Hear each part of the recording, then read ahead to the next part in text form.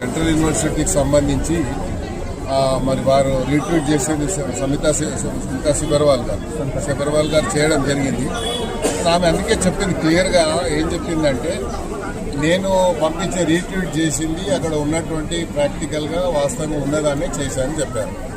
కాకపోతే నోటీసు మాకే ఒక్కరు ఇచ్చారు కాబట్టి ఒక సీనియర్ ఐఏఎస్ ఆఫీసరు, అదేవిధంగా చీఫ్ సెక్రటరీ గారిని మీరు చూసారు, మన సుప్రీంకోర్టు కూడా జైలుకు పోతారా అన్నారు. మరి శాంతకుమారి గారు సీనియర్ ఐఏఎస్ ఆఫీసర్, ఆమె టోటల్ క్యారియర్లో ఎక్కడ కూడా ఆమెకు చెడ్డ పేరు లేదు.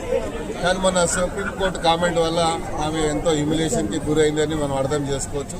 ఎందుకంటే ఒక మంచి హానెస్ట్ ఆఫీసర్కి ఇలాంటి చివాట్లు రావడం అనేది బాధాకరంగా, మాకు కూడా బాధాకరంగా ఉంది. ఎందుకంటే ఆమె పూర్తి క్యారియర్లో ఎక్కడ కూడా ఆమెకు ఒక చిన్న మచ్చ కూడా లేకుండా ఆమె పనిచేసుకుంటూ వచ్చేది. అదేవిధంగా సబర్వాల్ గారు కూడా చాలా హానెస్ట్ ఆఫీసర్, ఆమె కూడా స్మితా సబర్వాల్ కూడా.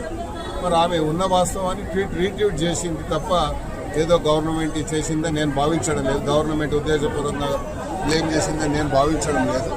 ఎందుకంటే గచ్చిబౌలి ఏదైతే ఇష్యూ ఉందో అక్కడ డీప్ ఫారెస్ట్ ఉంది అని చెప్పి రకరకాలుగా వచ్చింది కాబట్టి మరి దాని ఇష్యూలో ప్రభుత్వం మళ్ళీ పునరాలోచనలు ఉంది అనేది మనం చూస్తూ ఉన్నాం.